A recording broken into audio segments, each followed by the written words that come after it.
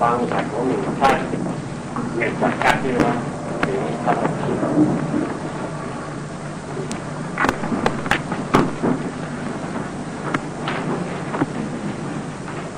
Ciertamente, la humanidad vive entre el batallar de las antítesis, entre la lucha cruenta de los opuestos. A veces nos encontramos muy alegres, muy contentos. Otras veces nos hallamos deprimidos, tristes.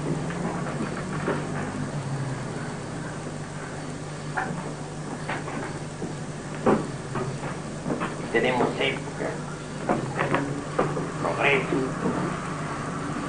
de bienestar, unos más que otros, de acuerdo con la ley del karma. También tenemos épocas críticas en lo económico, en lo social, etc.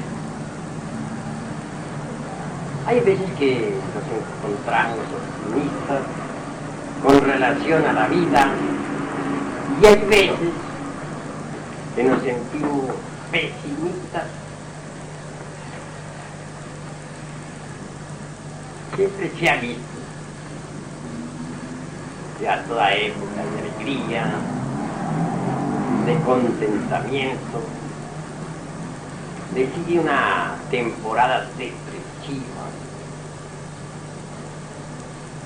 dolorosa, etc. Nadie puede ignorar de que siempre estamos sometidos a muchas alternativas en terrenos prácticos de la vida. Por lo común, a las épocas que nosotros denominamos felices, siguen épocas angustiosas.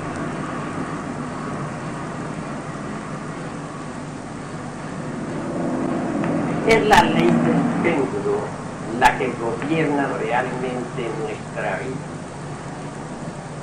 Ustedes han visto, por ejemplo, el péndulo de un reloj. Tan pronto asciende por la derecha como se precipita para ascender por la izquierda. Esa ley del péndulo gobierna también a las naciones. No hay duda. En las épocas, por ejemplo, en que Egipto florecía a las orillas del Nilo, el pueblo judío era nómada en el desierto. Mucho más tarde, cuando el pueblo egipcio decayó, se levantó victorioso el pueblo hebraico. Es la ley del péndulo. Una Roma triunfante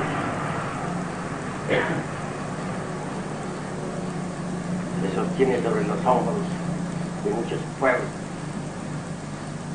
pero después cae con la ley del péndulo y esos pueblos ascienden victoriosos. La Unión Soviética, por ejemplo, se apasionó terriblemente por la dialéctica materialista.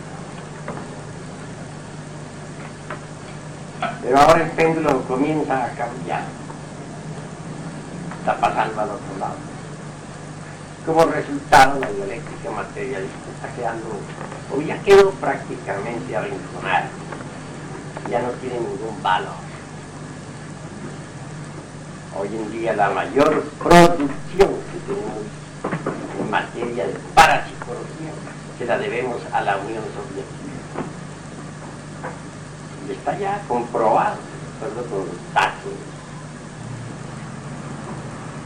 de la Unión Soviética, está produciendo la mayor cantidad de materias relacionadas con la parasitología.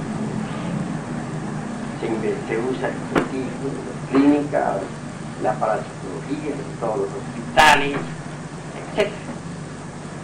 El paso que va a la Unión Soviética dentro de poco tiempo habrá pasado exactamente al lado opuesto del materialismo.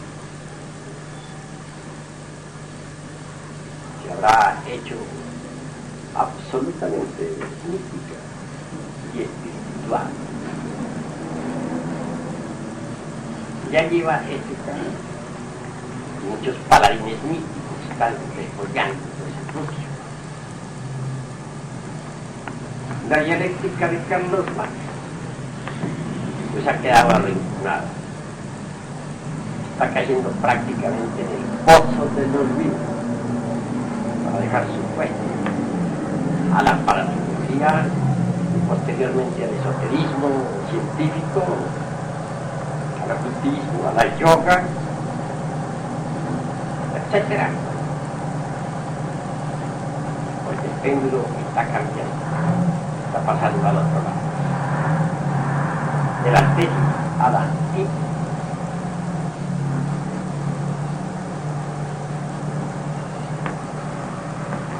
Todos los seres humanos dependen de la ley del péndulo. Eso es obvio. Tenemos buenos amigos y si sabemos comprendernos, es claro que podremos conservar su amistad. Sería absurdo que nosotros exigiéramos que nuestros amigos no estuvieran jamás sometidos a la ley del péndulo. Nunca debe extrañarnos que un amigo con el cual hemos tenido siempre buena relación resulte de la noche a la mañana con el ceño fruncido, iracundo, berrinchudo, ingenioso, duro en la palabra, etcétera, ante nosotros. En esos casos hay que hacer una veña respetuosa y retirarnos para que el amigo tenga tiempo de desahogarse. Y por el hecho de que nos haga mala cara un día, no debemos nosotros desanimarnos. Antes bien comprenderlo, porque no hay ser humano que no esté sometido a la ley del péndulo.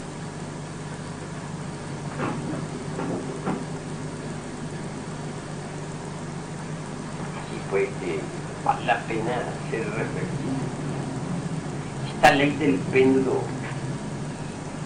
parece, o entiendo que se hace muy manifiesta especialmente en los nativos de Géminis. 21 de mayo al 21 de junio. Estos de Géminis tienen, se dice, una doble personalidad. Como amigos son extraordinarios, maravillosos, llegan hasta el sacrificio por sus amistades. Pero cuando cambia la personalidad, entonces son todos opuestos. Y todo el mundo queda desconcertado. Bueno, este es precisamente un ejemplo de lo que es la ley del péndulo. No quiere decir que ellos sean únicamente los exclusivos en esta cuestión de la ley del péndulo. No, hasta allá no llegamos. Pero sí por lo menos la especifican, la ponen de relieve, sirven como de patrón de medida, nos indican lo que en realidad de verdad es tal ley. Quienes conocemos a los nativos de Géminis sabemos manejarlo. Cuando viene su personalidad fatal, negativa a la manifestación, nosotros no ponemos ninguna resistencia y pacíficamente aguardamos que vuelva la personalidad simpática a la actividad.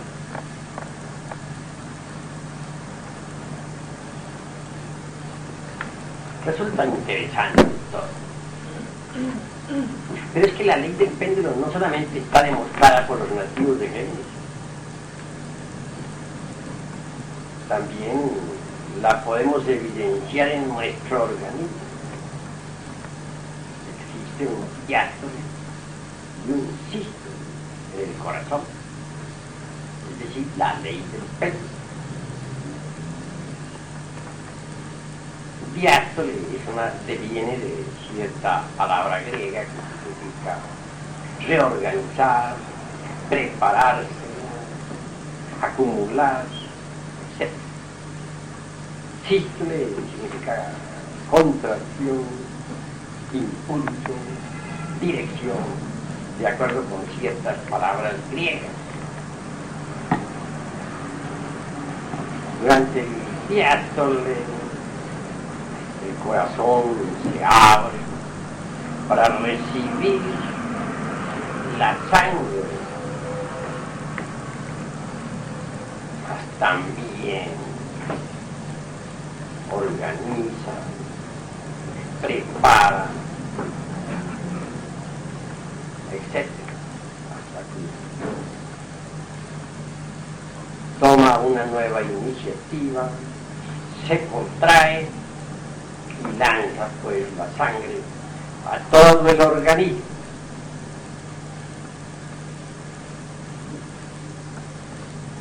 Este lanzamiento es importante, existe. Lo que sí te das cuenta, cabal, es que la gente comprenden que hay un diástole y un sístole, pero no entienden que entre el diástole y el sístole existe una tercera posición, la de preparación, ordenamiento, acumulación de potencias vitales, etc. Se nos dirá que es muy breve, pues, el intermedio entre el diástole y el sístole. Acepto. Se trata de milésimas de segundos. Para nosotros ello resulta demasiado fugaz. Pero para ese mundo maravilloso de lo infinitamente pequeño, para ese mundo extraordinario del microcosmos, pues es lo suficiente para realizarse prodigios.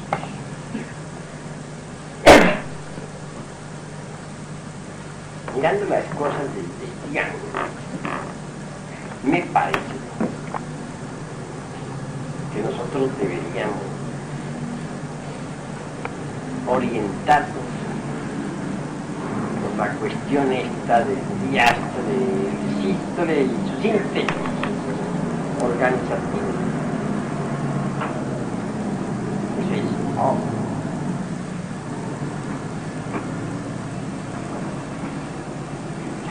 Toda en sus relaciones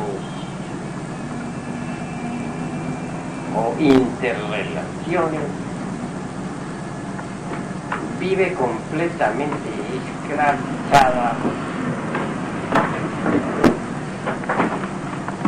por la ley del péndulo. Tan pronto suben con la alegría desbordante, cantando victoria. Como se van al otro lado, deprimidos, pesimistas, angustiados, desesperados.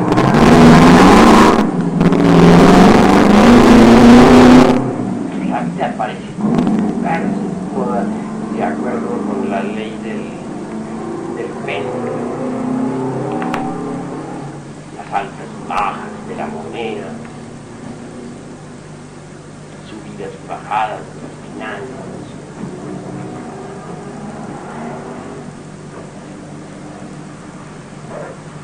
Las épocas de maravillosa armonía entre los familiares,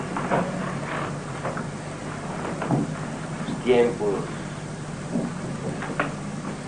de conflictos y problemas que suceden todos, pero inevitablemente de acuerdo con esa ley del péndulo. Para nuestro modo de ver las cosas,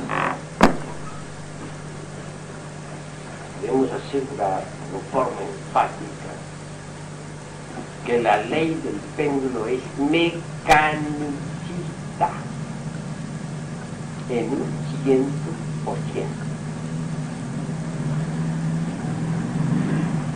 Esa ley del péndulo la tenemos en nuestra mente, en nuestro corazón y también en el centro motor, los centros motor, instintivo, sexual. Es obvio que en cada centro existe la ley del péndulo. Y la mente está perfectamente definida con el batallar de las antiguas, con las opiniones encontradas, etc. En el corazón, con las emociones artísticas, con los estados de angustia, de felicidad, de optimismo y depresión. En el centro motor instintivo sexual se manifiesta salto, tumba, por los movimientos, conocimos el seno, estamos a gusto, cuando nos hallamos deprimidos, nos sonreímos alegres, bajo el impulso, pues, centro motor, cuando nos hallamos muy contentos.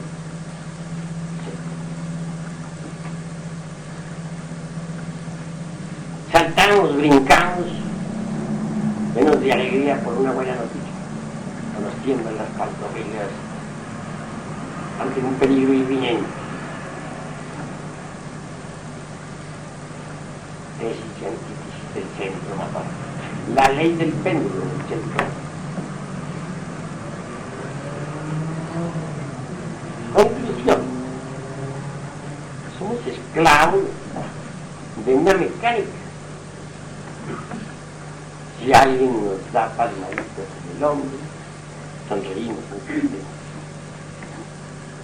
si alguien nos da una bofetada, contestamos con otra. Si alguien nos dice una palabra de alabanza, felices nos sentimos. Pero si alguien nos hiere con una palabra agresiva, nos sentimos terriblemente ofendidos. Total, somos maquinitas sometidas a la ley del péndulo. Cada cual puede hacer de nosotros lo que le venga en gana. Quieren vernos contentos, dennos unas palmaditas en el hombro y unas cuantas lisonjas al oído. Estamos contentísimos. Quieren vernos llenos de ira, díganos alguna palabra que nos diera el yo del amor propio. Dígaselos. Cualquier palabra dura, y nos verán también ofendidos, iracundos. Así pues, la psiquis de cada uno de nosotros, en realidad de verdad, está sometida a lo que los demás quieran. No somos, y eso estoy seguro, dueños de nuestros propios procesos psicológicos. Cualquiera puede manejar nuestros procesos psicológicos. Somos verdaderas marionetas que cualquiera maneja. Si yo quiero tenerlos hasta contentos, ustedes, me basta. Pues endulzarles el oído, halagarlos, los tengo felices. Si yo quiero que ustedes queden disgustados conmigo, me pongo a ofenderlos. Y entonces ustedes fruncen el entrecejo. Ya no me miran con dulces ojos, como en este momento están mirando, sino en forma iracunda, con ojos de pistola. Pero si yo quiero volverlos a ver contentos, vuelven a decir unas palabras y vuelven a estar contentos y me vuelven a mirar. Conclusión, se convierten para mí ustedes en un instrumento en el que puedo yo tocar melodías ya dulces, ya graves, ya agresivas, ya románticas, como quieran. Entonces, ¿dónde está, pues, la individualidad de la gente? Pues no la poseen, si no son dueños de sus propios procesos psicológicos. Cuando uno no es dueño de esos mismos procesos psicológicos, no puede decir realmente que tiene una individualidad. Salen ustedes, por ejemplo, a la calle, van muy contentos. Mientras haya algo que les gusta, tal vez van manejando su carrito, por ahí viene un loco de esos que andan por la ciudad y los rebasa por la derecha y se les atraviesa, esto les ofende, pues ustedes no protestan en ese momento con la palabra, por lo menos protestan con el claxon, pero sin protestar no se tiene. Es decir, el del carrito, ¿no?, que los rebasó, que los molestó, que los fastidió, los hizo cambiar totalmente. Si iban contentos, se llenaron de ira. Entonces, el del carrito pudo más sobre ustedes. Pudo manejar sus psiquis, y ustedes no pudieron. Van viendo que es la ley del péndulo. Bueno, habría alguna forma de escapar, ¿no?, de esta terrible mecánica del péndulo. ¿Creen ustedes que hay alguna manera de escapar? Si no la hubiera, estaríamos condenados a vivir una vida mecánica por secular seculorum amen.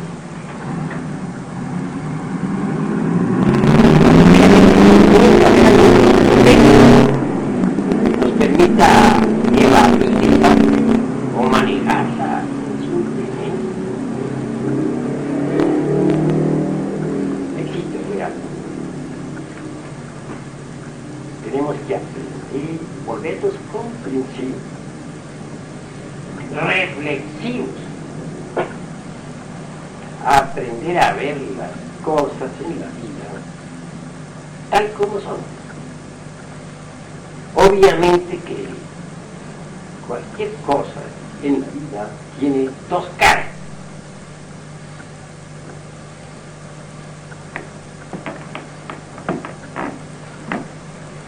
Una superficie cualquiera nos está indicando la existencia de una cara opuesta. Es incuestionable. El anverso de una medalla nos sugiere el reverso de la misma.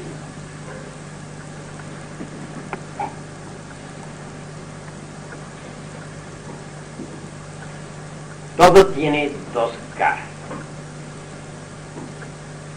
Las tinieblas son lo opuesto de la luz. En los mundos suprasensibles puede evidenciarse que al lado de un templo de luz existe siempre un templo tenebroso. Eso es claro.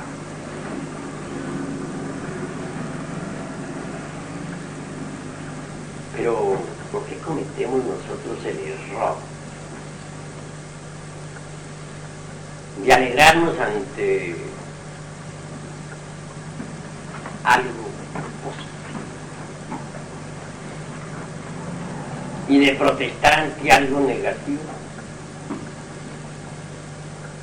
Si son las dos caras de lo mismo.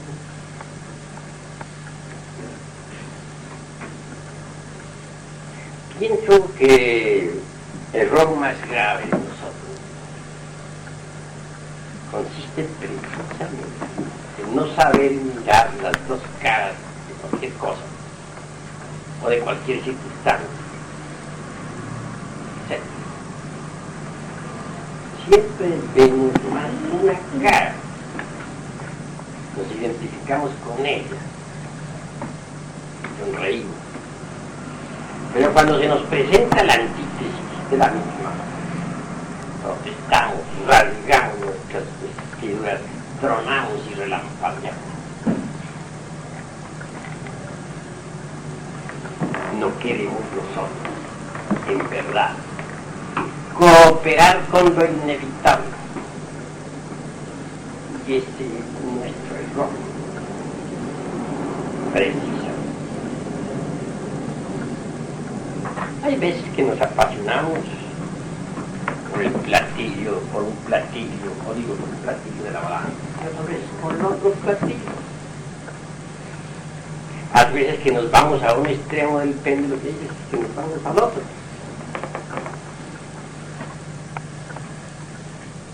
Y por este motivo no hay paz entre nosotros. Nuestras relaciones son pésimas, conflictivas. A toda época de paz le sucede una de guerra. Y a toda época de guerra le sucede una de paz.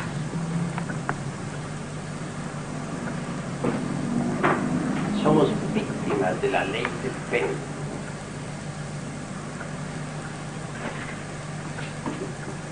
Y eso es doloroso. A eso se debe precisamente la tempestad de todos los exclusivismos. La lucha de clases, los conflictos entre el capital y los trabajadores, etc. Si nosotros pudiéramos ver las dos caras de toda cuestión,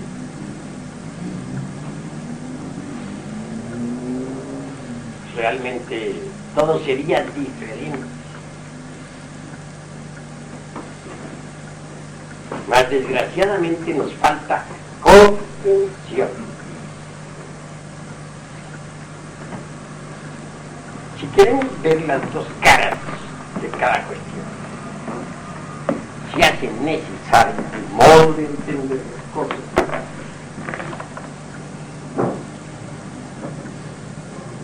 De vivir no dentro de la ley del péndulo, sino dentro de un círculo cerrado, un círculo mágico.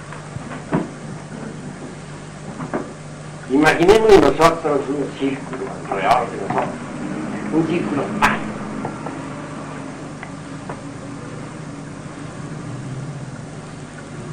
Por ese círculo van pasando todos los pares y opuestos de la filosofía.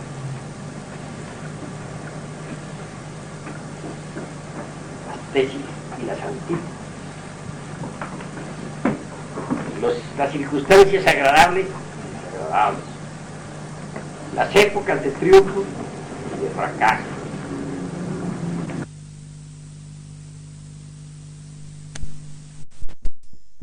En todo lo creado existe esa gran lucha.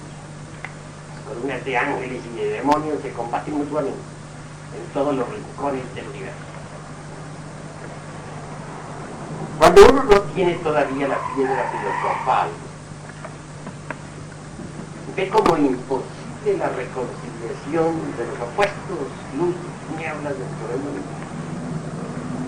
Mas cuando uno logra la piedra de los filósofos, la piedra de los serpientes, a base de trabajos conscientes y padecimientos voluntarios, entonces mediante la misma logra reconciliar los opuestos. Y los reconcilia en sí, porque reconoce que todo en la creación tiene doble cara. Y solo mediante una tercera posición, es decir, solo mediante la del Tao, en el centro del círculo mágico, solo mediante la síntesis podemos reconciliar los opuestos dentro de nosotros mismos. Eso es todo. Así que se hace necesario que aprendamos a reconciliar los opuestos. Se hace necesario que nos libertemos nosotros de la ley del péndulo y que vivamos mejor dentro de la ley del círculo. Uno se liberta de la ley del péndulo cuando se coloca en la ley del círculo. Cuando se coloca en el Tao, que está en el centro del círculo mágico. Porque entonces a su alrededor ve uno cómo pasa por todo alrededor de la conciencia de uno, en un círculo. Ve la conciencia redonda de uno. Ve cómo pasan los distintos aconteceres con sus dos caras, las cosas con sus dos posiciones, las circunstancias, los aceptos, los triunfos y las derrotas, el éxito, el fracaso. Ya todo tiene dos caras y uno ubicado en el centro reconcilia los opuestos. Ya no teme a un fracaso económico. Ya no sería capaz de volar la tapa de los sesos, porque perdió su fortuna de la noche a la mañana, como han hecho muchos jugadores en el casino de Monte Carlo. Pierden su fortuna y se suicidan. Ya no va a sufrir por las traiciones de sus amigos. Se hace invulnerable al placer y al dolor. Vean ustedes lo extraordinario, lo maravilloso. Pero si nosotros no aprendemos a vivir dentro del centro del círculo, si no nos ubicamos exactamente en el Tao, punto central del círculo mágico, estaremos expuestos, continuaremos como estamos, expuestos a la ley trágica y cambiante del péndulo, que es completamente mecanicista en un 100%. Doloroso. Mis queridos amigos,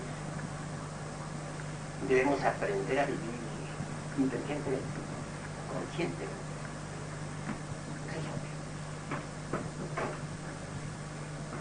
Desgraciadamente, toda la humanidad está sometida a la ley del péndulo.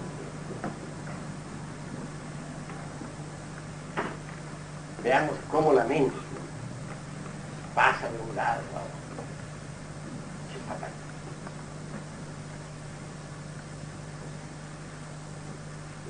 Yo he visto pues que no hay nadie en realidad de verdad que no esté sometido a la cuestión esa de las objeciones. Llega alguien, nos dice alguna cosa, alguna frase, ¿qué es lo primero que se nos ocurre? Objetar, poner tal o cual objeción. Es la ley del péndulo. Dime que te diré. Me derribas y yo te derribo después. Conclusión. Dolor. Amargura. Eso es terrible. estar poniendo objeciones, hermano. Me viene en este momento a la mente.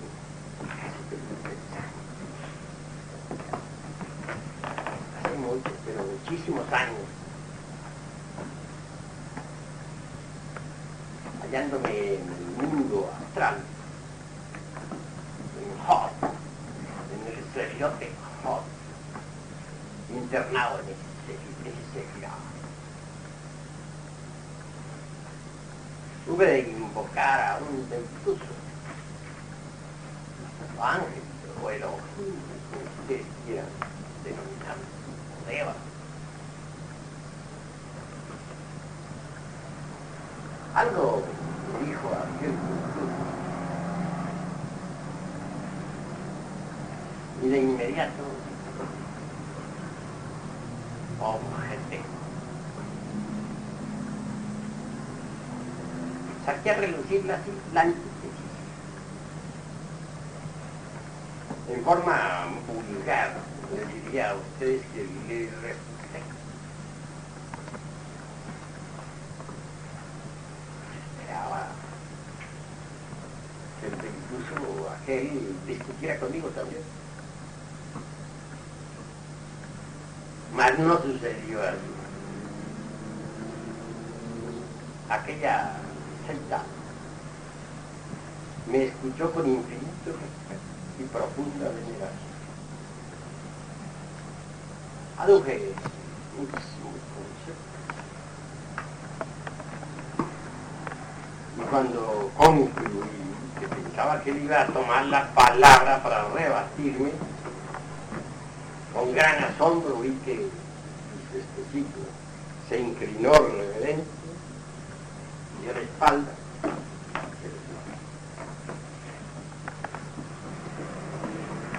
le dio mi bonita lección. Una lección extraordinaria.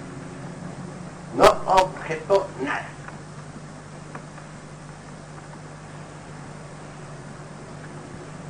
Obviamente aquel incluso había pasado más allá de las objeciones. Es indubitable que las objeciones pertenecen a la ley del péndulo.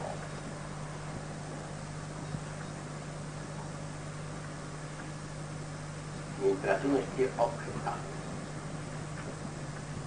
está sometido a la ley del péndulo.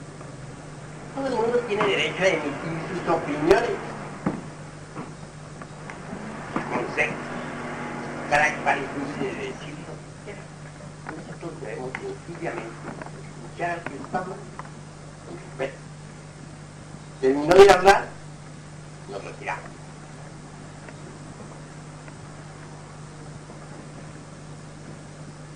Claro, algunos no proceden así, o no procederán en esa forma, por orgullo.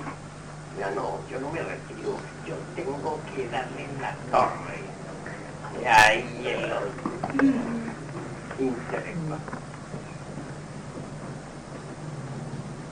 Si nosotros no eliminamos de sí mismos el yo del orgullo, es obvio que tampoco lograremos jamás la liberación final.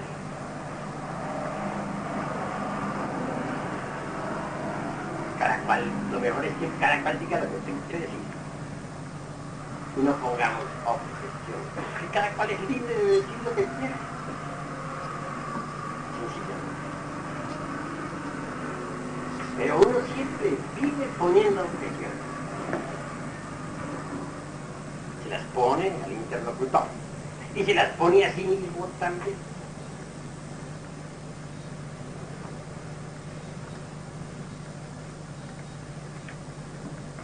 Claro.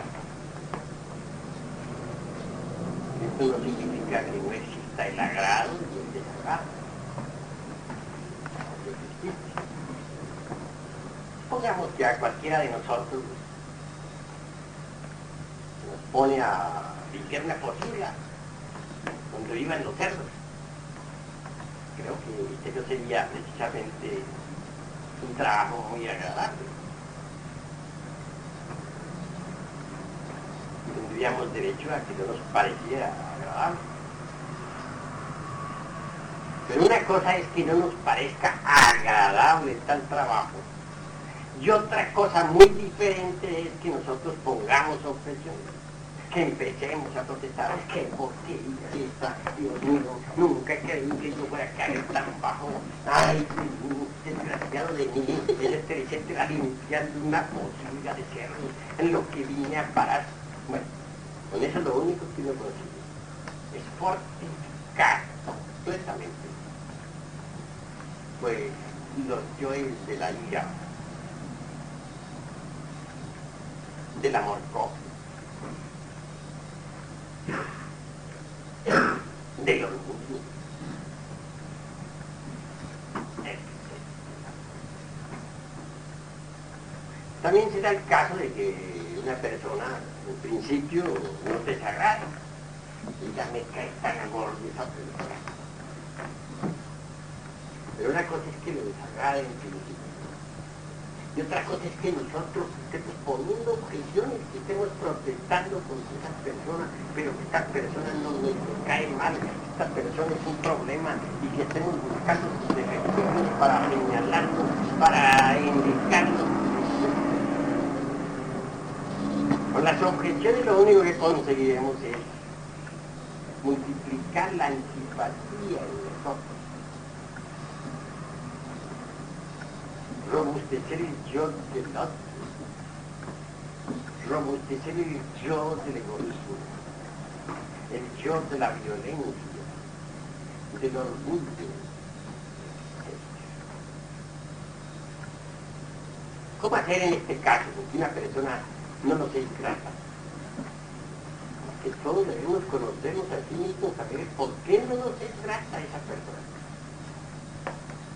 Podría suceder que esa persona esté exhibiendo alguno de los defectos que nosotros tenemos. Uno tiene el yo del amor propio adentro. Si alguien exhibe alguno de sus defectos, pues obviamente, si alguien nos cae mal. De manera que en vez de nosotros estar poniendo objeciones sobre esa persona, protestando, riñendo, quieren autoexplorarnos para conocer cuál es ese elemento psíquico que cargamos interiormente y que origina esa antipatía. Buen seguro que si nosotros descubrimos tal elemento y lo resolvemos, la antipatía concluye. Pero si nosotros, en vez de investigarnos a sí mismos, ponemos objeciones, protestamos, tronamos, relampagueamos contra ese algo, robusteceremos el cerebro, ya.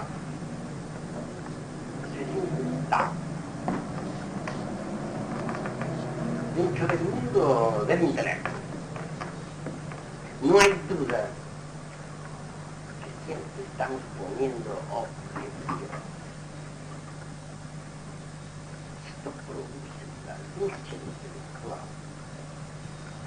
Se divide la mente entre tesis y antítesis. Se convierte en un campo de batalla que destroza el cerebro. Observen ustedes cómo esas gentes que se dicen intelectuales están llenas de extrañas manías. Algunos se dejan el pelo alborotado, se rascan espantosamente, etcétera, hacen 50.000 payasadas. Claro, producto de una mente más o menos deteriorada, destruida por el batallar de la salud. Todo concepto le ponemos nosotros una objeción. Termina nuestra mente riñendo sola. Como consecuencia vienen las enfermedades al cerebro. las anomalías psicológicas, los estados depresivos de la mente, el nerviosismo, que destruye órganos muy delicados como los del hígado, corazón, páncreas, vasos, etc. Pero si nosotros aprendemos a no estar haciendo, cada cual piense como le venga, cada cual diga lo que quiera, terminarán esas luchas dentro del intelecto y en su reemplazo vendrá una paz verdadera. La mente de las pobres gentes está riñendo atrás, riñen entre sí, espantosos. Y eso nos conduce por un camino muy peligroso, camino de enfermedades del cerebro, de enfermedades de todos los días, destrucción de la mente, muchas células son quemadas inútiles. Vivir en santa paz, sin poner objeciones, que cada cual diga lo que quiera y piense lo que le den ganas. Nosotros no debemos poner objeciones. Y así marcharemos como se debe marchar, conscientemente. Es que aprender a vivir, desgraciadamente, no sabemos vivir. Estamos metidos dentro de la ley del péndulo. Ahora que sí, yo reconozco, así platicando con ustedes, no es cosa fácil no poner objeciones. Salimos nosotros de aquí, agarramos nuestro carrito, pronto más adelante alguien le baja por la derecha, se atraviesa. Bueno, si no decimos nada, por lo menos tocamos el claxon en señal de protesta, aunque sea haciendo sonar el claxon, pero protestamos. Alguien nos dice algo en un momento en que abandonamos la guardia, y seguro que protestamos. Ponemos objeciones. Muy espantosamente difícil no poner objeciones. En el mundo oriental, esto se ha reflexionado profundamente. También en el mundo occidental. Yo creo que hay necesidad de apelar a un poder que sea superior al de nosotros. Si es que queremos libertarnos de esa cuestión de las objeciones. En cierta ocasión, iba un monje budista caminando por allá, por las tierras esas del oriental, un invierno espantoso, lleno de nieve y de hielo y de bestias salvajes. Claro, esto lo proporcionaba suficiente, pobre monje. Naturalmente protestaba, ponía sus objeciones.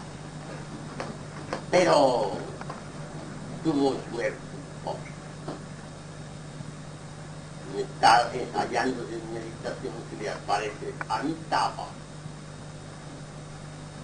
Es decir, Amitabha en realidad de verdad es el Dios interno de Gautama, el Buda, Shakyamuni, y le entregó un manto que ni siquiera fue sostener fuerte sin hacer objeción, algo que le ayudase para no estar protestando a cada rato contra sí mismo, contra la nieve, contra el cielo, contra el mundo. De manto. Y lo voy a focalizar a ustedes. bien para que lo graben en mi memoria y para que queden grabados también aquí en esta cita que traen ustedes grabador. Ra, te, ra, te, ra, te.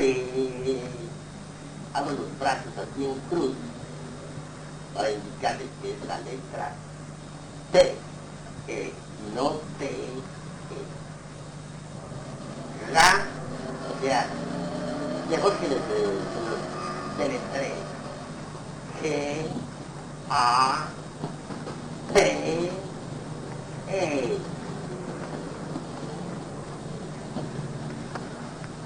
Este mando tengo entendido que le permitió a aquel monje budista abrir el ojo de Dhamma.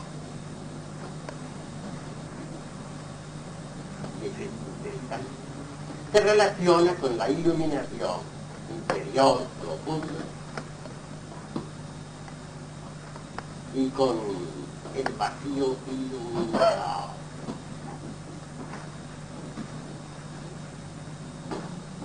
No necesita algo que lo ayude, pues, porque no es tan fácil dejarle poner objeción. Un momento que destruye uno la guardia y está poniéndole objeciones a todo, a la vida, al dinero, a la situación, al frío, al calor, etc.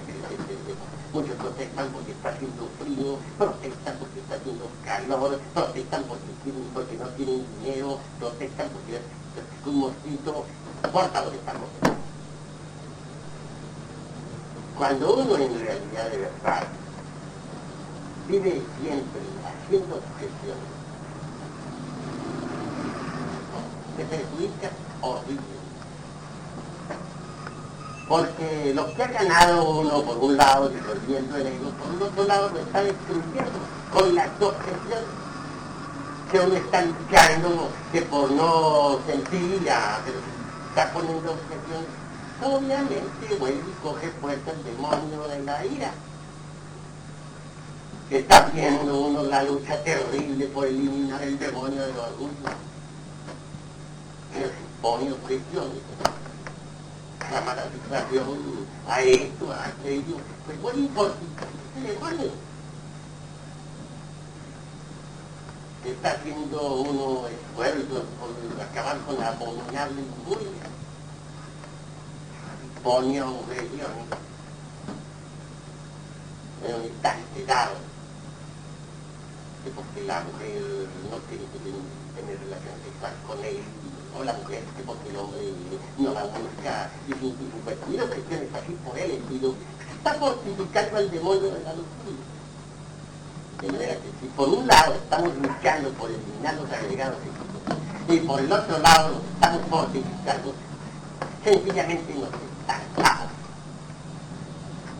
Y si ustedes tienen en realidad de verdad desintegrar los agregados físicos, tienen que terminar con esa cuestión de las objeciones.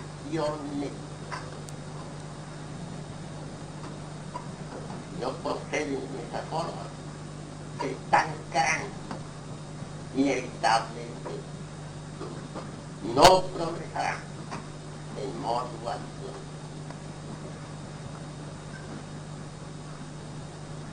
Pero pues entiendan esto, mis estimados amigos, que lo comprendan profundamente.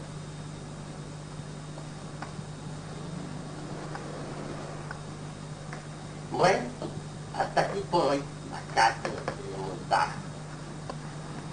Sin embargo, dejaremos abiertas las puertas para las preguntas que los hermanos tengan. A ver, hermano maestro. Se dice que el silencio es la elocuencia de la sabiduría. Muchas veces dice que es tan malo callar cuando se debe hablar como hablar cuando se debe callar. Entonces, hay veces, bueno, hay que hablar, pues, tal vez en momentos de defensa, cuando me están acusando, pues justamente. Quisiera que me aclararan sobre este aspecto. Uno tiene derecho a hablar, porque no es mudo. nadie le ha a uno corrido la letra. Pero lo que no es conveniente jamás para nuestro propio bien es estar haciendo objeciones, estar protestando, tronando y relampagueando porque está haciendo calor, porque está haciendo frío, disfrutado con todo. Eso nos conduce naturalmente al fracaso. Necesitamos, repito, no hacer objeciones. Uno debe decir lo que tiene que decir. La verdad y nada más que la verdad. Y dejar a los otros libertad para que opinen como les venga en gana. Cada cual libre de decir lo que quiere. Si uno no procede así, que a todas horas está haciendo objeciones, destruye su mente, destruye su pobre cerebro, que ocasiona muchos daños así. Además, fortifica al error en vez de disolverlo. ¿Hay alguna otra pregunta? Sí. Bueno, maestro, no hay objeción. Maravilloso. Solo me gustaría aclarar o ampliar, si usted quiera, si me hace favor. Hay personas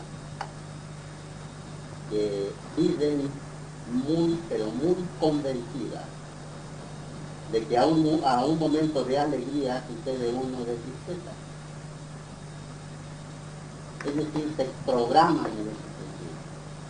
No se colocan dentro del círculo protector.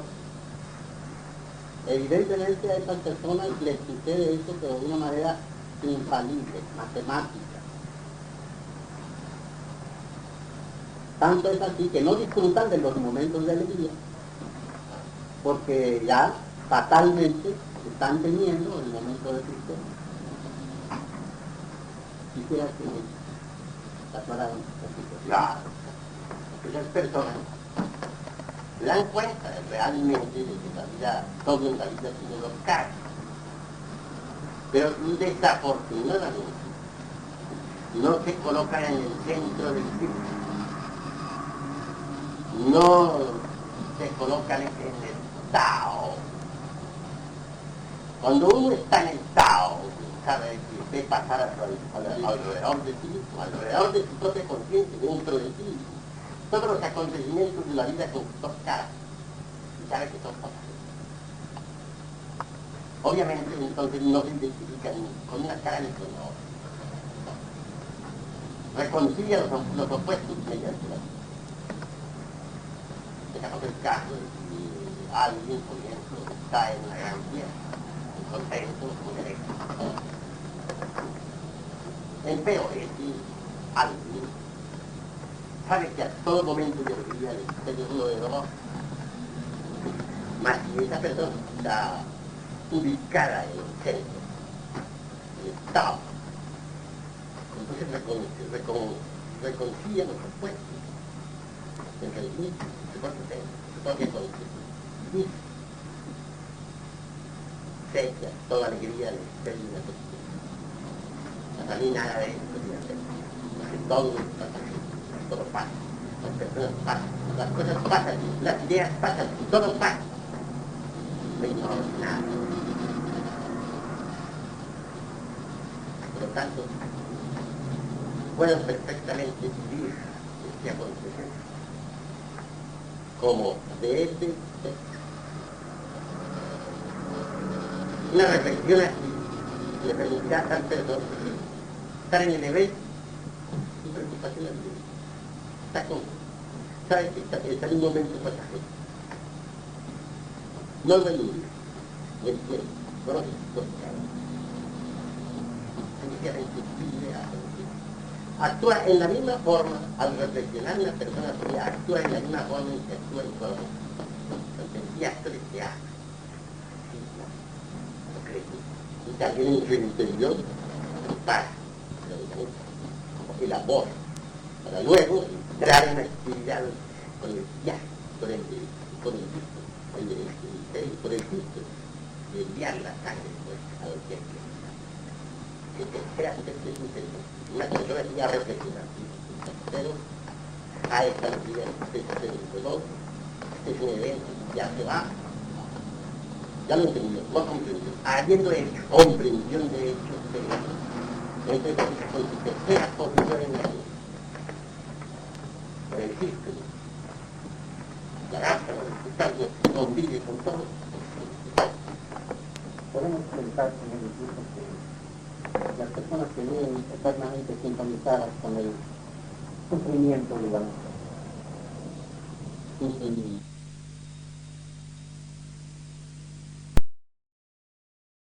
Audiolibro.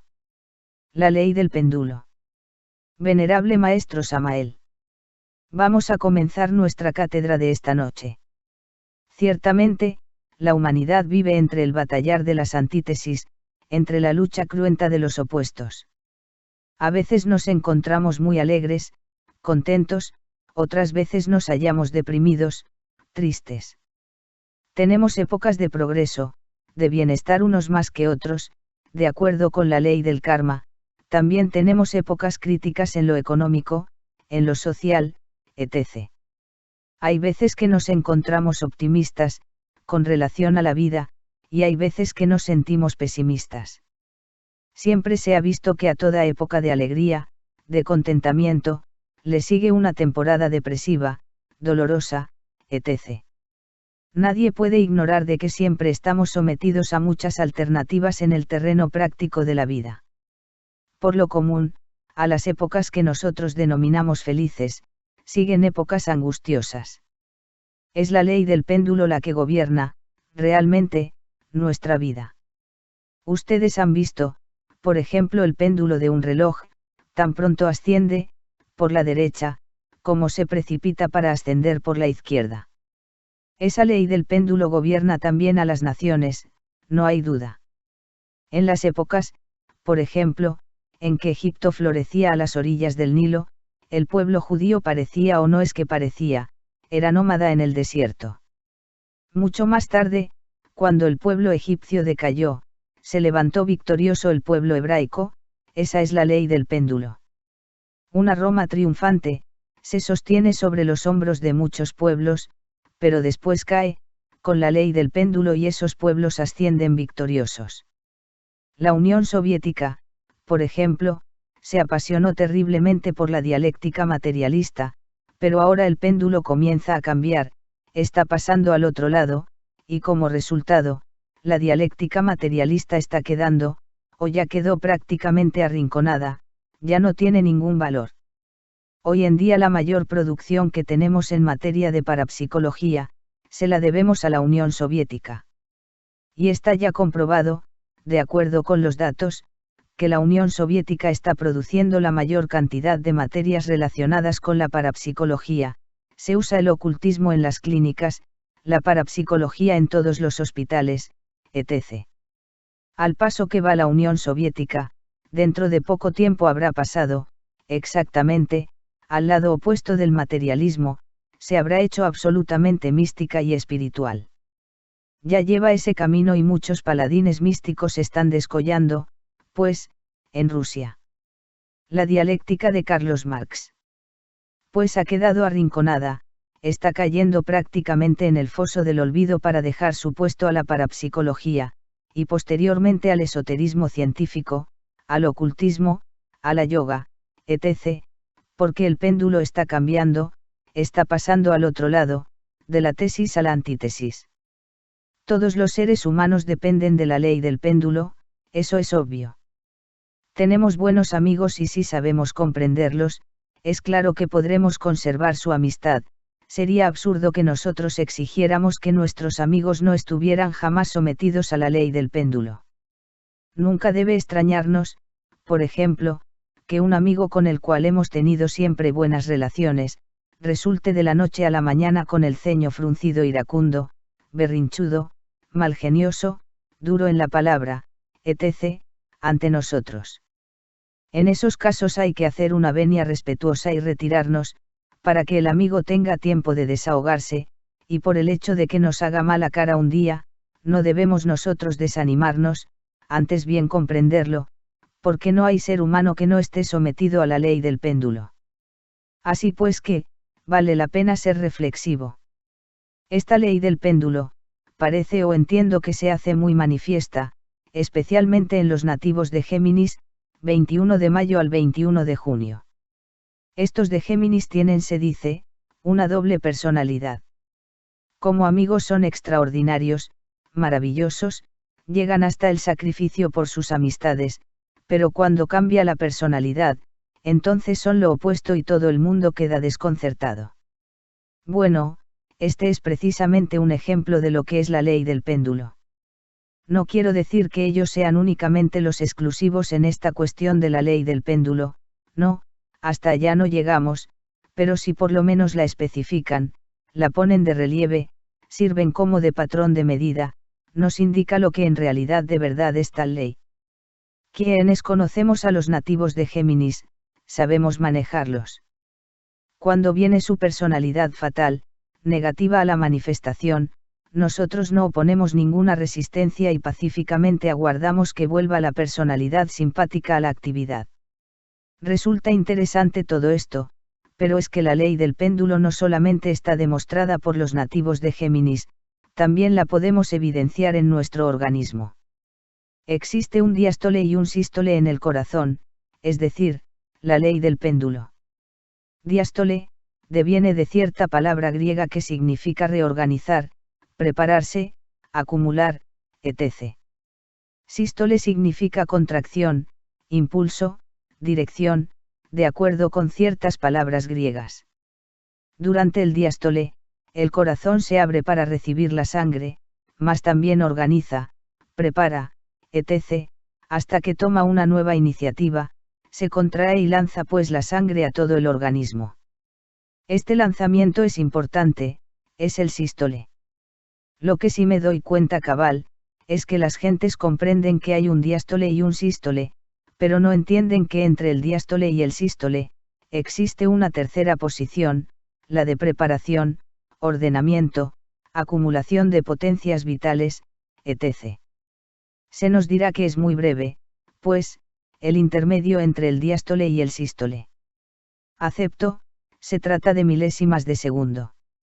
Para nosotros aquello resulta demasiado fugaz, pero para ese mundo maravilloso de lo infinitamente pequeño, para ese mundo extraordinario del microcosmos, pues es lo suficiente como para realizarse prodigios. Mirando las cosas desde este ángulo, me parece que nosotros deberíamos orientarnos con la cuestión esta del diástole, el sístole y su síntesis organizativa, eso es obvio. La gente toda, en sus relaciones o interrelaciones vive completamente esclavizada por la ley del péndulo, tan pronto suben con la alegría desbordante, cantando victoria, como se van al otro lado, deprimidos, pesimistas, angustiados, desesperados. La vida parece complicarse toda, de acuerdo con la ley del péndulo. Las altas y bajas de la moneda, subidas y bajadas de las finanzas, las épocas de maravillosa armonía entre los familiares, los tiempos de conflictos y problemas, se suceden todos inevitablemente, de acuerdo con esa ley del péndulo. Para nuestro modo de ver las cosas, debemos asegurar en forma enfática, que la ley del péndulo es mecanicista en un 100%. Esa ley del péndulo la tenemos en nuestra mente, en nuestro corazón y también en los centros motor instintivo sexual. Es obvio que en cada centro existe la ley del péndulo. En la mente, está perfectamente definida con el batallar de las antítesis, en las opiniones encontradas, etc. En el corazón, con las emociones antitéticas, con los estados de angustia y de felicidad, de optimismo y depresión. En el centro motor instintivo sexual, se manifiesta los hábitos, las costumbres, con los movimientos, fruncimos el ceño, estamos adustos, cuando nos hallamos deprimidos o sonreímos alegres, bajo el impulso, pues, del centro motor, cuando nos hallamos muy contentos, etc.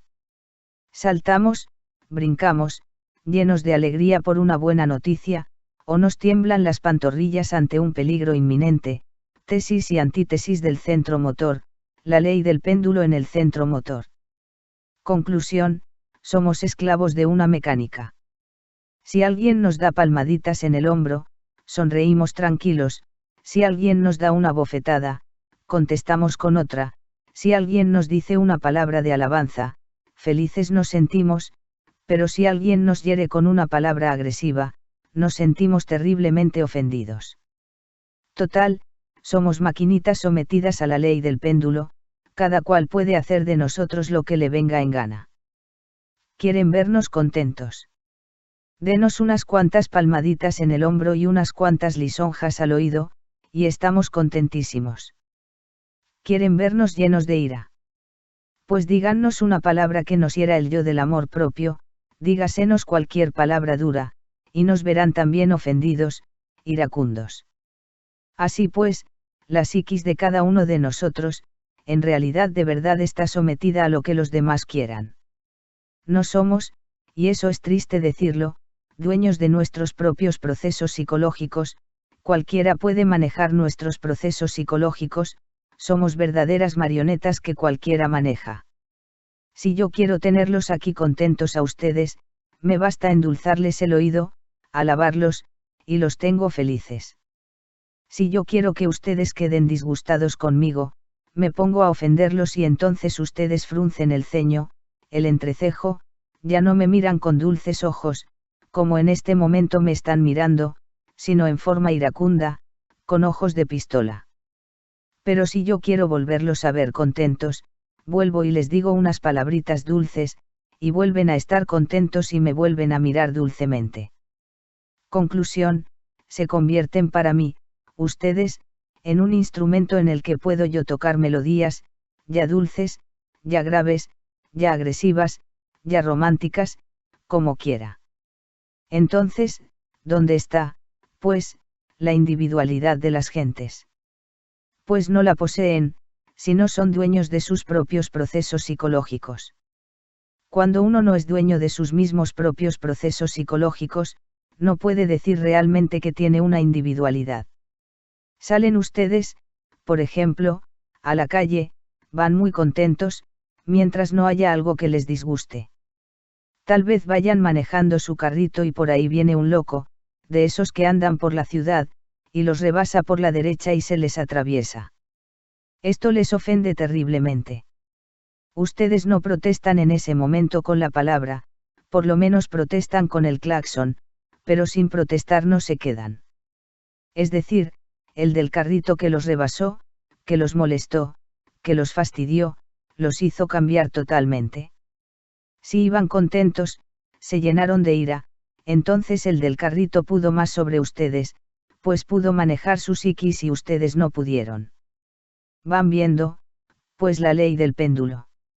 Bueno, ¿habría alguna forma de escaparse uno de esta terrible ley mecánica del péndulo? ¿Creen ustedes que hay alguna manera de escapar? Si no la hubiera, estaríamos condenados a vivir una vida mecánica por secula seculorum, amén. Obviamente que tiene que haber algún sistema que nos permita evadir esa ley o manejarla sin sufrimiento.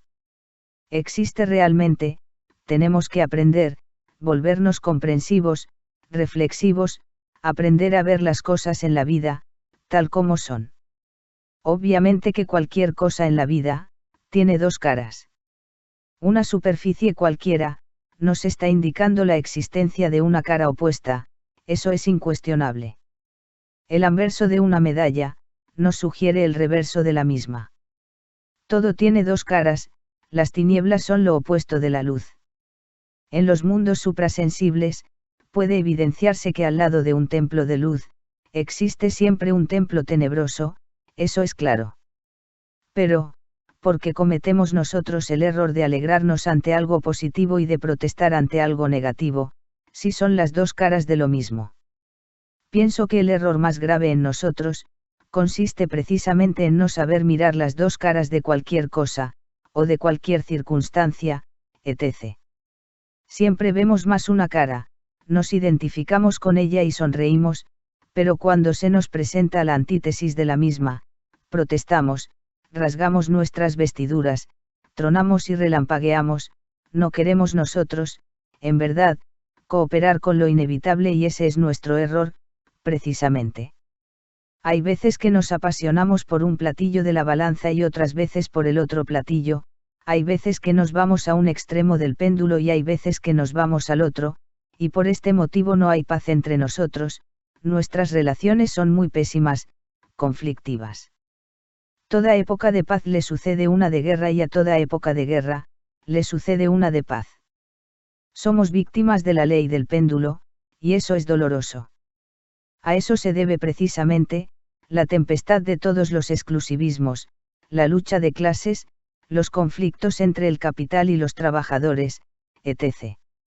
Si nosotros pudiéramos ver las dos caras de toda cuestión, realmente todo sería diferente, mas desgraciadamente nos falta conclusión. Si queremos ver las dos caras de cada cuestión, se hace necesario, a mi modo de entender las cosas, de vivir no dentro de la ley del péndulo, sino dentro de un círculo cerrado, un círculo mágico. Imaginemos nosotros un círculo alrededor de nosotros, un círculo mágico. Por ese círculo van pasando todos los pares de opuestos de la filosofía, las tesis y las antítesis, las circunstancias agradables y desagradables, las épocas de triunfo y de fracaso, el optimismo y el pesimismo, lo que llaman bueno y lo que las gentes llaman malo, etc. Alrededor de ese círculo mágico podemos ver un desfile muy interesante. Descubriremos, por ejemplo, que a toda gran alegría le sucede, enseguida, estados depresivos angustiosos, dolorosos. Cuando las gentes se carcajean más, las lágrimas son mayores y los llantos peores. Observen, habrán visto ustedes que ha habido en la vida, instantes en que todo el mundo ríe, la familia, que todos están contentísimos, que no hay sino que carcajadas y alegría. Mala cosa esa. Cuando uno ve en una familia eso, puede profetizar seguro que no va a fallar, de que a esa familia le aguarda un gran sufrimiento, en que todos van a llorar. Eso es seguro, porque todo es doble en la vida. A la mueca esa de la carcajada, le sigue otra mueca fatal, la del supremo dolor y el llanto. A los gritos de alegría, etc., le suceden los gritos de supremo dolor. Todo tiene dos caras, la positiva y la negativa, eso es obvio. Este signo, por ejemplo, lo indica, esotérico. Supongan ustedes, o refléyenlo aquí, en el suelo. Observen en el suelo la sombra. ¿Qué se ve? El diablo, eso es claro, y sin embargo es el signo del esoterismo, pero su sombra, obviamente, tiene la cara del diablo. Todo es doble en la vida, no hay nada que no sea doble. Cuando uno se acostumbra a ver las cosas desde el centro de un círculo mágico, todo cambia, se liberta de la ley del péndulo. En cierta ocasión, cuando tuve yo el cuerpo físico de Tomás de Kempis, escribí en una obra titulada Imitación de Cristo, la siguiente frase: no soy más porque me alaben, ni menos porque me vituperen, porque siempre soy lo que soy. Esto es claro, todo tiene su doble cara, la alabanza y el vituperio, el triunfo y la derrota. Todo tiene dos caras. Cuando uno se acostumbra a ver cualquier circunstancia, cualquier cosa, cualquier acontecer, en forma íntegra, unitotal, con sus dos caras, pues se evita en la vida muchos desengaños, muchas frustraciones, muchas decepciones, etc. Si uno trata a una amistad, a un amigo, pues debe comprender que ese amigo no es perfecto, que tiene sus agregados psíquicos, que en cualquier momento podría pasar de amigo a enemigo, lo que es normal, además. Y el día que eso suceda de verdad, el día que ese acontecer se realice, no pasa uno por ninguna desilusión, está curado en salud, eso es obvio. Recuerdo cuando empecé yo con el movimiento gnóstico. Por ahí, unas 3 o 4 personas me seguían y en verdad yo había puesto todo mi corazón en esta gente, luchando por ayudarles, de salir en cuerpo astral, que la meditación, que en el estudio de la gnosis, etc. Logré formar cierto grupito, todo aguardaba entonces, menos que alguien del grupito se retirara, puesto que había venido, pues, de lleno dedicado a formar ese grupito con mucho amor. Claro, cuando uno de los del grupo se retiró, sentí como si me hubiera clavado un puñal en el corazón. Dije, pero si yo he luchado tanto por este amigo, si yo quería que él marchara por la senda, como debía ser, si yo no le he hecho ningún mal, entonces ¿por qué me traiciona? Se afilió a otra escuela. Todo pensaba, menos que alguien que está recibiendo las enseñanzas, pudiera afiliarse a otra escuelita. Sin embargo, resolví continuar estoicamente con mi trabajo. Fueron aumentando en el grupo y llegó el día en que había mucha gente. Por aquellos días se me dijo en los mundos superiores, que el movimiento gnóstico era un tren en marcha y que unos pasajeros se bajaban en una estación, y que otros subían en otra estación, que más allá bajaban otros y mucho más allá subían otros. Conclusión, era un tren en marcha y yo era el maquinista que iba conduciendo la locomotora, por lo tanto, no debería preocuparme. Así lo entendí, y realmente más tarde lo pude comprobar, unos pasajeros subían en una estación y se bajaban más adelante, y así sucesivamente. Desde entonces me volví estoico. Vi también que se retiraba uno y llegaban 10. Bueno, dije, entonces no hay por qué preocuparme tanto. Desde aquella época, pues, después de un gran sufrimiento por uno que se retiró, aprendí que muy raro es el que llega a la estación final, eso me costó bastante dolor. Que hoy se retira un hermano. Que le vaya bien. Ya no soy aquel que se llenaba de terrible angustia, desesperado por el hermanito, esos tiempos ya pasaron. Que se retira uno. Llegan 10, llegan 20. Que sufro, cuando hay tanta gente, por gente no debemos pelear, eso es claro. Todos están sometidos a la ley del péndulo, los que hoy se entusiasman por la gnosis, mañana se desilusionan. Eso es normal, todos viven dentro de esa mecánica. Aprendí, entonces, a ver las dos caras en cada persona. Se afilia alguien a la gnosis. La ayudo en todo, pero estoy absolutamente seguro que ese alguien no va a permanecer con nosotros toda la vida, que ese alguien no va a llegar a la estación final. Como lo sé por anticipado, pues estoy curado en salud. Me he colocado exactamente en el centro del círculo mágico, para ver todo lo que en el círculo va pasando, cada circunstancia, cada persona, cada acontecer, cada suceso con sus dos caras, positiva y negativa. Si uno se sitúa en el centro y ve pasar todo a su alrededor, sin tomar partido por la parte positiva o por la negativa de cada cosa, pues se evita muchos desengaños, muchos sufrimientos. El error más grave en la vida es querer ver nada más que una cara de cualquier cuestión, una cara de una amistad, una cara de una circunstancia, una cara de un objeto cualquiera, una cara de un acontecer. Eso es grave, porque todo es doble. Cuando viene la parte negativa, entonces siente uno que le clavan 7 puñales en el corazón. Hay que aprender a vivir, mis amigos, hay que saber vivir, si ustedes quieren llegar lejos, no como muchos. Porque si ustedes únicamente ven una cara nada más, no ven la antítesis, la otra cara, la fatal, tienen que pasar por muchos desengaños, por muchos desencantos, por muchos sufrimientos, terminan enfermos y al fin mueren. La pobre Blavatsky, por ejemplo, la mataron. ¿Quiénes la mataron? Todos sus calumniadores y detractores, y enemigos secretos y amigos o esos que se dicen amigos, sencillamente la asesinaron, no con pistolas, ni con cuchillos, no, hablaron mal de ella, la calumniaron públicamente, la traicionaron, etc., etc., etc., y otras tantas hierbas. Conclusión, murió la pobre, llena de sufrimientos. Yo, francamente, lo lamento mucho, pero ese gusto sí no se lo voy a dar a todos los hermanitos del movimiento.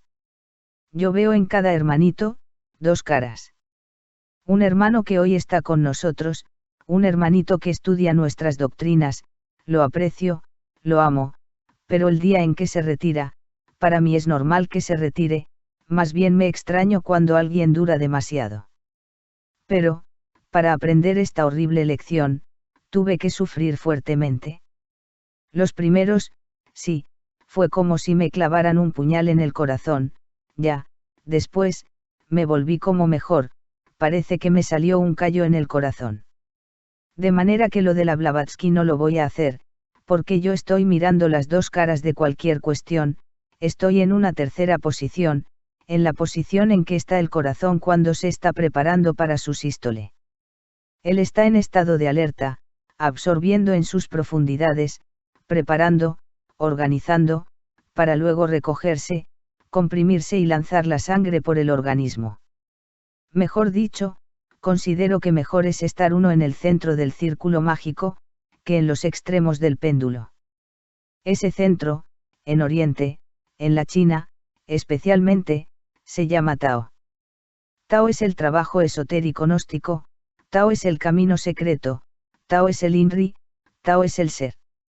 Cuando uno vive en el centro del círculo, pues no está metido dentro de ese jueguito mecánico de la ley del péndulo, no está sometido a las alternativas esas de angustia y de alegría, de triunfo y de fracaso, de alegría y de dolor, de optimismo y de pesimismo, etc.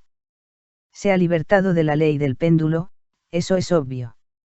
Pero repito, hay que aprender a ver cada cosa, en sus dos caras, positiva y negativa, y no identificarse ni con la una ni con la otra, porque ambas son pasajeras, todo pasa, en la vida, todo pasa. Dentro del mundo este que podríamos llamar intelectual, siempre se tiene como una cierta aversión a las opiniones. Porque tengo entendido que una opinión emitida, no es más que la exteriorización intelectiva de un concepto, con el temor de que otro sea el verdadero. Esto, naturalmente, acusa supina ignorancia. Esto es grave, allí están las antítesis. Todavía no entiendo, no lo comprendo, por qué motivo cierta pitonisa sagrada le dijo a Sócrates que había algo entre la sabiduría y la ignorancia, y que ese algo es la opinión. Francamente, aunque sea muy sagrada esa pitonisa, no he podido aceptar su tesis, porque la opinión, pues, viene de la personalidad y no del ser. La personalidad, realmente, conduce a los seres humanos hacia la involución sumergida de los mundos infiernos. La personalidad es múltiple, como les decía en cierta ocasión, tiene muchos trasfondos, es artificiosa, está formada por las costumbres que nos enseñaron, con esa falsa educación que recibimos en las escuelas y colegios, que nos separó del ser y que no guarda ninguna relación con las distintas partes del ser. Esta personalidad es artificiosa. Como quiera que nos aleja de nuestro propio ser interior profundo, obviamente nos conduce por un camino equivocado que nos lleva hacia la involución del reino mineral sumergido. De manera que estoy pensando aquí en voz alta, que cuando uno no sabe algo, es preferible callarse antes que opinar, porque la opinión es producto de la ignorancia. Uno opina porque ignora, si no, no opinaría. Uno emite un concepto, con temor de que otro sea el verdadero. Vean ustedes ese dualismo de la mente, esa ley terrible de la mente, a una opinión se le contrapone otra. De manera que la personalidad se mueve dentro de la ley del péndulo, vive en el mundo de las opiniones contrapuestas, de los conceptos antitéticos, del batallar de las antítesis. Entonces no sabe nada la personalidad, y la opinión es producto de la ignorancia. Si analizamos la personalidad, que es la que origina la opinión, llegamos a la conclusión de que la opinión es el resultado de la ignorancia. De manera que lo que esa pitonisa le dijo a Sócrates, me parece equivocado. Le pregunta Sócrates también, a la pitonisa Divinus se llamaba la pitonisa de Delfos sobre el amor. Dice Sócrates que el amor es bello, inefable y sutil. La pitonisa le contesta que propiamente, no es bello. Sócrates le dice, asombrado le responde, ¿acaso no es bello? Entonces es feo. La pitonisa le dice, no puedes ver sino lo feo, como si no existiera más que lo feo. No puedes concebir que entre lo bello y lo feo hay algo diferente, algo distinto. El amor no es ni bello ni feo, es diferente y eso es todo. Sócrates, como era un sabio, tuvo que guardar silencio. Claro, como estoy pensando aquí en voz alta con ustedes, les invitaría a la reflexión. ¿Cómo han visto ustedes el amor? ¿Cómo lo han visto, no cómo se lo han dicho que es, sino como ustedes lo han sentido, bello o feo. ¿Alguno de ustedes me puede dar una respuesta? ¿Quién gustaría contestar? Discípula, maestro, cuando se está enamorado, pues es bello, y si uno recibe amor del ser que ama, pues es doblemente bello. Maestro, a ver. Discípulo, siempre se ha relacionado a la belleza con el amor y lo feo con la antítesis del amor. Son dos aspectos psicológicos que nuestras abuelitas, de niños, cuando nos hablaban de las hadas, nos las pintaban así, por ser buenas, bellas, y cuando nos hablaban de los ogros, por ser malos, nos los pintaban feos. Entonces creo que está el amor, más allá de esos principios. Maestro, están buenas esas dos respuestas. Mas debe hacerse una diferencia entre lo que es bello y lo que es el amor. De manera que no está muy completa la cuestión. A ver si otro da una respuesta. A ver tú. Discípulo, presiento que el amor está más allá de ese par de opuestos, trasciende lo bello y lo feo, está más allá. Maestro, la respuesta está muy interesante. A ver, dime, hermano. Discípulo, el amor es inefable, porque no es una cuestión intelectiva, es una emoción que podríamos llamar sublime. Maestro, esta respuesta está más trascendental. Discípula, maestro, yo considero que el amor es indefinible, cuando uno siente amor, no se puede expresar con palabras. Discípula, maestro, yo diría que para nosotros es muy difícil decir si el amor es bello o feo, porque nosotros no conocemos el amor. Maestro, bueno, a ver, las últimas respuestas. Discípulo, pienso que como todo lo captamos desde el punto de vista de nuestra humana personalidad, todo es relativo, somos víctimas de las circunstancias y no profundizamos, entonces el amor se escapa a lo nuestro. Eso pertenece realmente al ser, no a la humana personalidad. Maestro, te hemos escuchado. ¿Quién más va a decir algo? Discípulo, el amor es del ser, la única razón del amor, es el mismo. Maestro, está bien. En realidad de verdad que la pitonisa aquella de Delfos, que le habló a Sócrates, insinuó prácticamente una verdad, el amor, más allá de lo bello y de lo feo. Que la belleza deviene del amor. Es otra cosa. Por ejemplo, cuando el ego es disuelto, queda en nosotros la belleza interior, y de esa belleza deviene eso que se llama amor. De manera que, entonces, el amor, en sí mismo, está más allá de los conceptos que se tienen sobre la fealdad y sobre la belleza. No se puede definir, porque si se define se desfigura. ¿Tendría entonces razón o no la pitonisa? Si la tenía, está más allá de los conceptos de fealdad y de belleza, aunque del amor devenga la belleza, resulte la belleza. Donde existe el verdadero amor, existe la belleza interior, eso es obvio. Así que, hermanos, entre la tesis y la antítesis siempre hay una síntesis que coordina y reconcilia los opuestos. Veamos esto. Sabemos que existe la gran batalla entre los poderes de la luz y los poderes de las tinieblas. En el mismo esperma sagrado, existe una lucha entre los poderes atómicos de la luz y los poderes atómicos de las tinieblas. En todo lo creado, existe esa gran lucha, las columnas de ángeles y de demonios se combaten mutuamente, en todos los rincones del universo. Cuando uno no tiene todavía la piedra filosofal, ve como imposible la reconciliación de los opuestos, luz y tinieblas dentro de uno mismo.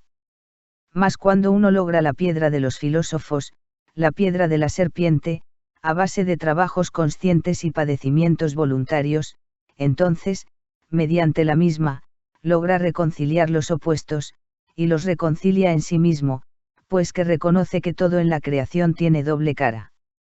Y solo mediante una tercera posición, es decir, solo mediante el Tao en el centro del círculo mágico, solo mediante la síntesis, podemos reconciliar los opuestos dentro de nosotros mismos, eso es obvio.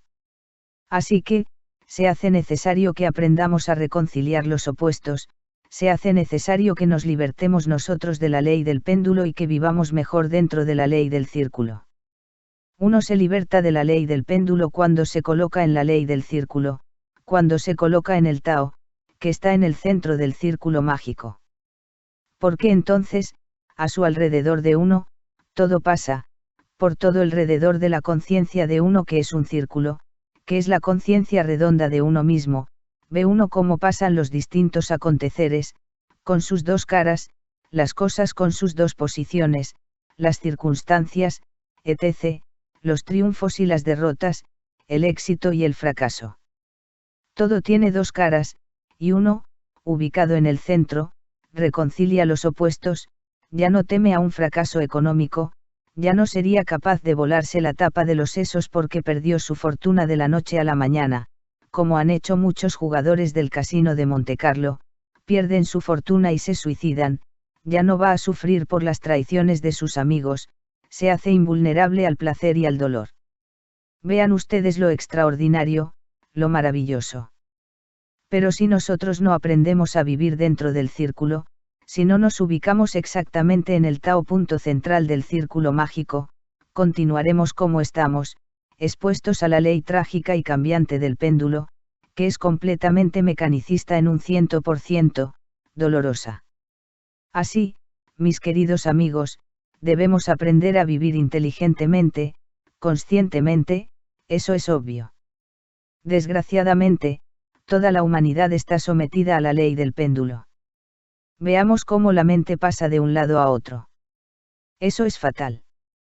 Yo he visto, pues, que no hay nadie, en realidad de verdad, que no esté sometido a la cuestión esa de las objeciones.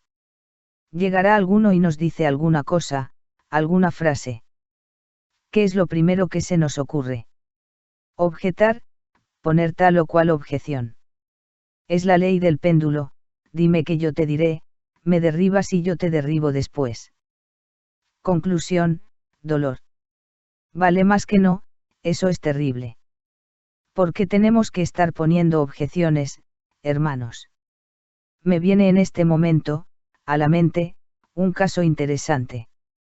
Hace muchos, pero muchísimos años, hallándome en el mundo astral en Had, en el Sepirote Had, internado en ese Sepirot, hube de invocar a un deiduso, ángel o Elohim, como ustedes quieran denominarlo, o Deva.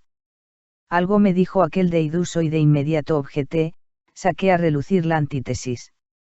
En forma vulgar le diría a ustedes que le refuté. Yo esperaba que el deiduso aquel discutiera conmigo también, mas no sucedió así. Aquella seidad me escuchó con infinito respeto y profunda veneración.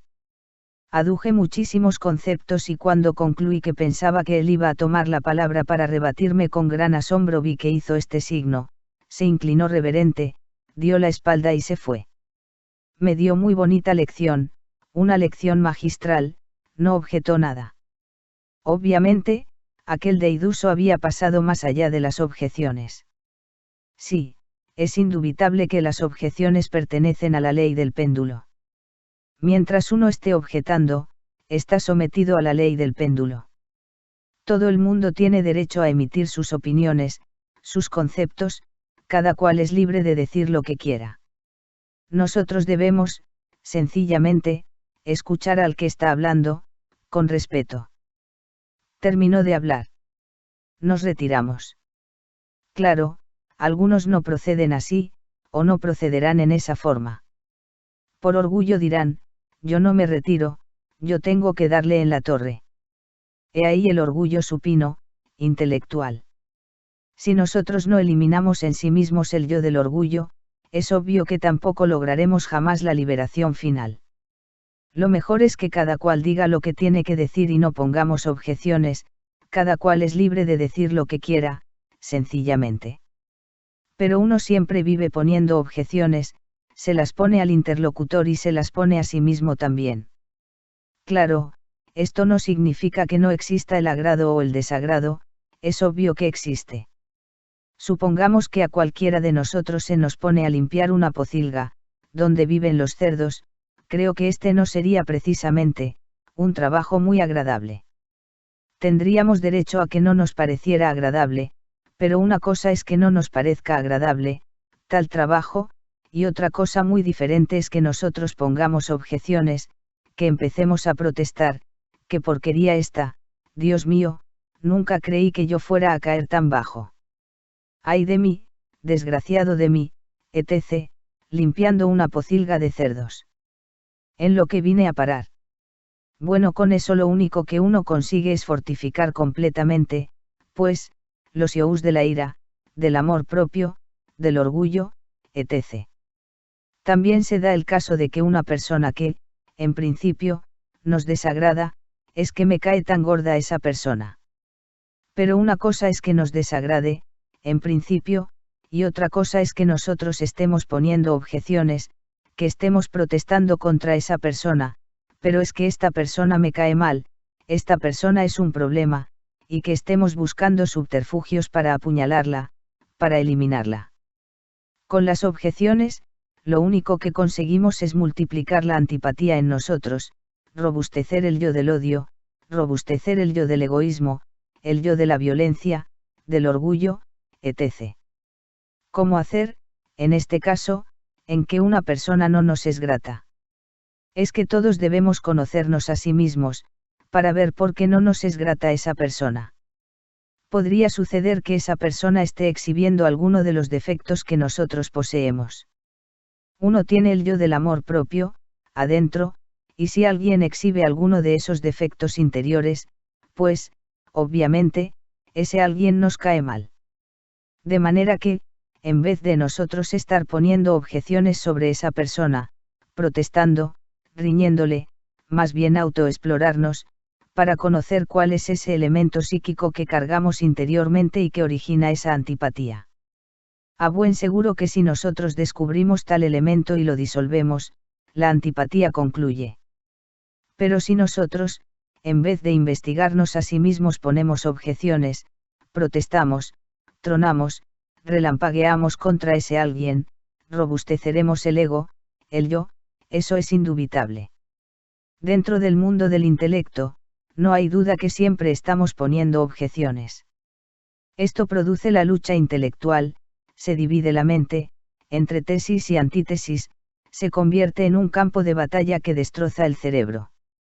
Observen ustedes cómo esas gentes que se dicen intelectuales, están llenas de extrañas manías, algunos dejan el pelo alborotado, se rascan espantosamente, etc., hacen 50.000 payasadas, claro, producto de una mente más o menos deteriorada, destruida por el batallar de las antítesis. Si a todo concepto le ponemos nosotros una objeción, termina nuestra mente riñendo sola. Como consecuencia, vienen las enfermedades al cerebro, las anomalías psicológicas, los estados depresivos de la mente, el nerviosismo, que destruye órganos muy delicados, como los del hígado, corazón, páncreas, bazo, etc. Pero si nosotros aprendemos a no estar haciendo objeciones, que cada cual piense como le venga en gana, que cada cual diga lo que quiera, terminarán esas luchas dentro del intelecto y en su reemplazo vendrá una paz verdadera. La mente de las pobres gentes está riñendo a todas horas, riñe entre sí espantosamente, y eso nos conduce por un camino muy peligroso, camino de enfermedades del cerebro, de enfermedades a todos los órganos, destrucción de la mente, muchas células son quemadas inútilmente. Hay que vivir en santa paz, sin poner objeciones, que cada cual diga lo que quiera y piense lo que le venga en gana. Nosotros no debemos poner objeciones, y así marcharemos como se debe marchar, conscientemente. Así que, hay que aprender a vivir. Desgraciadamente, no sabemos vivir, estamos metidos dentro de la ley del péndulo. Ahora que, sí, yo reconozco aquí, platicando con ustedes que no es cosa fácil no poner objeciones. Salimos nosotros de aquí, agarramos nuestro carrito, de pronto, más adelante, alguien nos rebasa por la derecha, se nos atraviesa. Bueno, si no decimos nada, por lo menos tocamos el claxon en señal de protesta. Aunque sea haciendo sonar el claxon, pero protestamos. Alguien nos dice algo, en un momento en que abandonamos la guardia, y seguro que protestamos, ponemos objeciones. Es muy difícil, espantosamente difícil, no poner objeciones. En el mundo oriental, esto se ha reflexionado profundamente, también en el mundo occidental. Yo creo que hay veces en que hay necesidad de apelar a un poder que sea superior al de nosotros, si es que queremos libertarnos de esa cuestión de las objeciones. En cierta ocasión, iba un monje budista caminando, por allá por las tierras esas del mundo oriental, en un invierno espantoso, lleno de hielo y de nieve, y de bestias salvajes. Claro, esto le proporcionaba sufrimientos al pobre monje, naturalmente protestaba, ponía sus objeciones. Pero tuvo suerte el pobre, cuando estaba desmayándose, en meditación se le aparece Amitabha, es decir, Amitabha, en realidad de verdad, es el dios interno de Gautama, el Buda Sakyamuni, y le entregó un mantram para que pudiera, pues, sostenerse fuerte y sin hacer objeciones, algo que le ayudase para no estar protestando, a cada rato, contra sí mismo, contra la nieve, contra el hielo, contra el mundo. Ese mantram es muy sencillo, se los voy a vocalizar 3 bien, para que los graben en su memoria y para que quede grabado también aquí en estas cintas que traen ustedes aquí, en sus grabadoras. Gaate, Gaate, Gaate. Mejor es que se los deletree, Gate. Ese mantram, tengo entendido que le permitió, a aquel monje budista, abrir el ojo de Dagma, y eso es interesante. Se relaciona con la iluminación interior profunda y con el vacío iluminador. Uno necesita algo que lo ayude, pues, porque no es tan fácil dejar de poner objeciones. Un momento que descuide uno la guardia, y está poniéndole objeciones a todo, a la vida, al dinero, a la situación, al frío, al calor, etc., etc., etc. Muchos protestan porque está haciendo frío, protestan porque está haciendo calor, protestan porque no tienen dinero, protestan porque les picó un mosquito, por todo están protestando.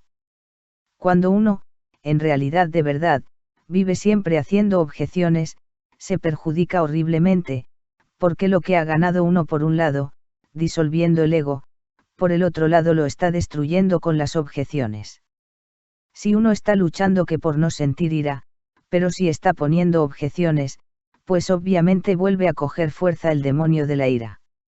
¿Qué está haciendo uno? Lucha terrible por eliminar el demonio del orgullo, pero si pone objeciones a la situación, a esto o aquello, pues vuelve a fortificar ese demonio. ¿Qué está haciendo uno? Esfuerzos por acabar con la abominable lujuria, pero si pone objeciones en un instante dado, que porque la mujer no quiere tener relaciones sexuales con él, o la mujer que porque el hombre no la busca, y 50.000 objeciones así por el estilo, pues está fortificando el demonio de la lujuria. De manera que si por un lado estamos luchando por eliminar los agregados psíquicos y por el otro lado los estamos fortificando, sencillamente nos estancamos. Así que, si ustedes quieren, en realidad de verdad, desintegrar los agregados psíquicos, tienen que terminar con esa cuestión de las objeciones. Si no proceden de esa forma, se estancan inevitablemente, no progresarán en modo alguno. Quiero pues que entiendan esto, mis estimables amigos, que lo comprendan profundamente. Bueno, hasta aquí por hoy la cátedra que hemos dado. Sin embargo, dejaremos abierta la puerta, para las preguntas que los hermanos tengan que hacer. A ver, habla, hermano. P. Maestro, se dice que el silencio es la elocuencia de la sabiduría. Muchas veces, se dice, es tan malo callar cuando se debe hablar, como hablar cuando se debe callar. Y hay veces que es necesario hablar, tal vez en momentos de defensa, cuando lo están acusando, tal vez injustamente. Quisiera que me aclarara, pues, este aspecto. R1 tiene derecho a hablar, porque no es mudo ni nadie le ha cosido la lengua. Pero lo que no es conveniente jamás, para nuestro propio bien, es estar haciendo objeciones, estar protestando, tronando y relampagueando porque está haciendo calor, porque está haciendo frío, disgustado con todo. Eso nos conduce, naturalmente, al fracaso. Necesitamos, repito, no hacer objeciones. Uno debe decir lo que tiene que decir, la verdad y nada más que la verdad, y dejar a los otros libertad para que opinen como les venga en gana, cada cual es libre de decir lo que quiera. Si uno no procede así, si a todas horas está haciendo objeciones, destruye su mente, destruye su pobre cerebro y se ocasiona muchos daños a sí mismo.